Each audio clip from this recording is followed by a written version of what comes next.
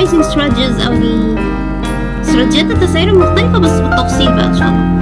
طيب اول حاجة اسمه competitive pricing strategy، دي مبني على المنافسة. يعني بيجي مثلا صاحب البيزنس وعايز يختار السعر للمنتج او الخدمة، فبيشوف مين التوب competitors او المنافسين الرئيسيين التوب يعني في الماركت، ويبتدي يشوف اعلى سعر واقل سعر ويجيب الافريج او المتوسط بتاعهم. في الحالة دي ممكن يعمل التسعير يكون مساوي للافريج، ممكن يعلي عنه شوية وممكن يخفض عنه شوية. بيكون الهدف في الاستراتيجي دي ان هو مش عايز يبعد عن اسعار المنافسين قوي، عشان الناس ساعتها مش هتروح له، هتروح للمنافسين الاخرين، خاصة يعني لو سعرهم اقل.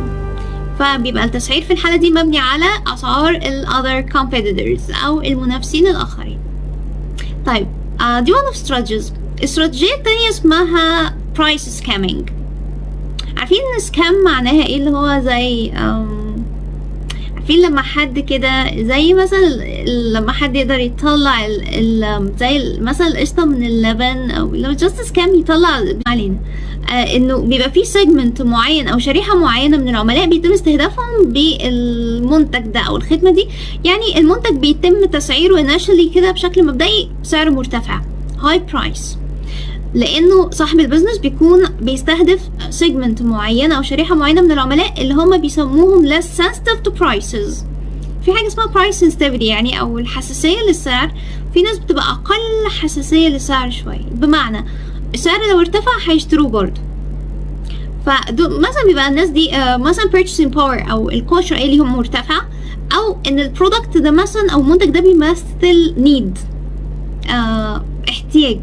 يعني زي الماتشنز مثلا زي الادويه، فشخص محتاج الدواء عشان ما يحصلهوش complications مضاعفات، فحتى لو سعره ارتفع هيشتري.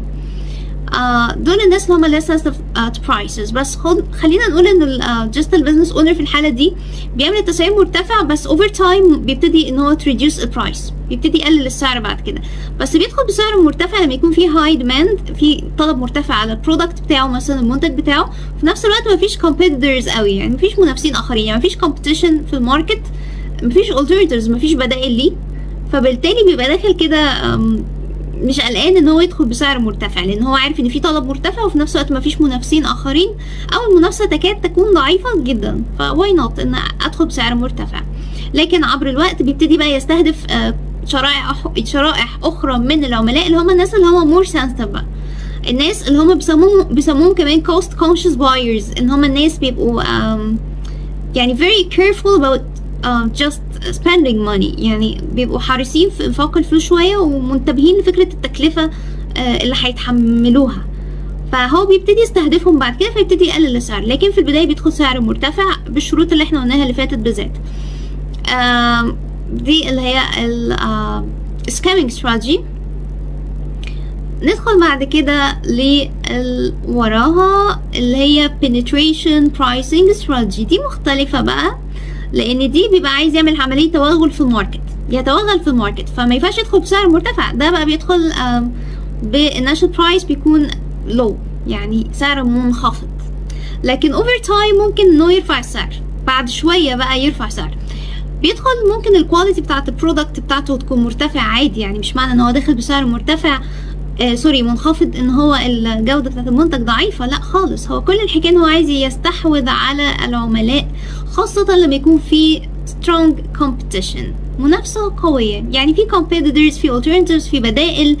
فلو دخلت بسعر مرتفع الناس مش هتسيب المنافسين ويجولي، بس انا عايز الناس تجيلي، فلازم ادخل بسعر منخفض عشان اقدر احصل على ماركت شير او حصة سوقية مرتفعة يعني، وان انا استحوذ على هؤلاء العملاء.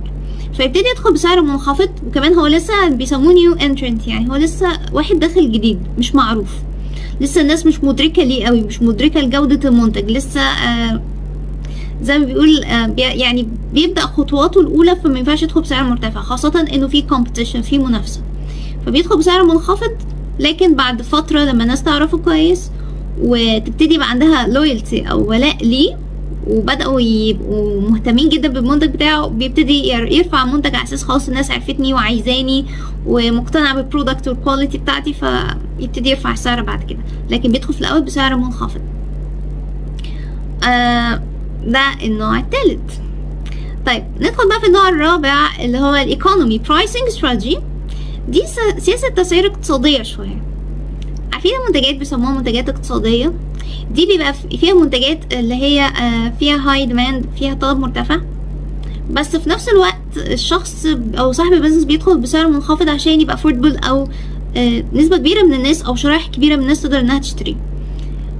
في حاجة اسمها no frills products or services اللي هي بيبقى خدمة او منتج سعره منخفض بس بيديك الحاجة البيسك، يعني بيديك الحاجة الرئيسية، لكن الحاجات الاسينشال الرئيسية يعني، لكن اي حاجة زيادة مش مهمة قوي هيشيلها لك.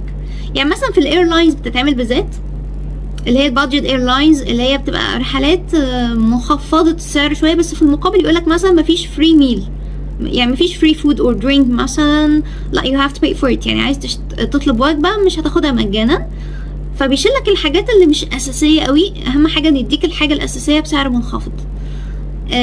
الحاجات ليها علاقة بالانترتينمنت مثلا ترفيه فهنشيلها، فعشان نديك الحاجة اقتصادية يبقى سعرها منخفض تقدر ان انت تتحمل تكلفتها، بس هنديك الحاجات الرئيسية بس. الاستراتيجي دي بيستخدمها لما يكون في هاي ديماند زي ما قلنا، ولما كمان في شرطين او في حالتين كتير بيستخدم فيها الحالة دي، ان يكون البرودكشن كوست مش مرتفع منخفض، هو ما تحملش اساسا تكلفة عالية قوي في الانتاج، فبالتالي بيبقى ما عندوش مشكلة ان هو يعمل التسعير ده، لان لو هو اتحمل تكلفة عالية في الانتاج وعمل التسعير ده هيخسر جامد قوي. الحاجة التانية ساعات بتبقى في اللو كواليتي شوية برودكت اور سيرفيس، بس مش لازم تكون معناها ان الجودة منخفضة يعني، لكن مش احسن حاجة، يعني في حاجات تانية اعلى منها، فيدخل هو بسعر منخفض يكون الى حد ما متناسب مع الجودة اللي بيقدمها، مش معناها انها جودة رديئة، بس انه في ممكن بدائل اعلى جودة. فدي ال economy pricing strategy. اوكي ندخل على النوع اللي بعده 5. حاجة اسمها cost plus pricing. دي سهلة قوي وبسيطة جدا. دي كل حكاية هو بيحسب البرودكشن كوست سعر التكلفة كام، وبعد كده يبتدي يحسب البرسنتج او النسبة المئوية من الارباح اللي هو عايز يحققها ويضيفها اليها، ويبقى هي دي عملية التسعير بيسموها مارك اب. يعني المارك اب دي اللي هي بيغطي الاوفر هيدز يعني، او المبلغ اللي بيحطه التسعير بيكون بيغطي النفقات او النفقات العامة او النفقات اللي هو انفقها يعني في التكلفة، وفي نفس الوقت بيكون مضاف اليها نسبة الربح اللي هو بيستهدف تحقيقها. ف دي اللي هي cost plus pricing يعني. اوكي هندخل بعد كده على حاجة اسمها value based pricing، ودي قبل الأخيرة. the way your customers perceive or value your product or service. يعني هو بيعمل عملية التسعير بناء على العميل بيشوف المنتج أو الخدمة بتاعتي ازاي، بيقيمها ازاي أو بيدركها ازاي. والله لو شايفها انها high quality فأوكي why not بقى ان احنا نرفع السعر، ما هو شايفها أصلا جودة عالية. لو شايفها لأ أوكي يبقى هنقلل السعر. لو شايف ان في بدائل اخرى، لو شايف ان المنتج بتاعي مميز very attractive جاذب جدا ليه، ملهوش بدايل يونيك، حاجة جديدة نازلة كده الماركت ما فيش حد تاني بيقدمها، فبيعمل عملية التسعير بناء على customer perception او the way he values يعني ال product or service، بيقيم المنتج او الخدمة. اوكي واخيرا dynamic pricing strategy مش ثابتة، دايناميك متحركة متغيرة، يعني حسب التغير مثلا في العرض والطلب والظروف الأخرى. يعني مثلا في طلب مرتفع، طب اوكي ناس كتير عايزة منتج فيروح لرافع السعر، لقيت الناس بدأت تبعد عني وتروح لآخرين والطلب بيقل، فكده هخسر. لا طب أنا هقلل السعر، الناس رجعت تاني وبدأوا يشتروا من عندي، طب نرجع نرفع السعر. فدايناميك بقى مش هيبقى ثابت على حاجة معينة. دي الاستراتيجيز الأساسية. معلش الفيديو كان طويل شوية، بس يعني كنا بنحاول ان انا اقول الاستراتيجيز الاساسية المفروض اي حد في مجال الماركتينج او بيزنس يكون عارفها. شكرا.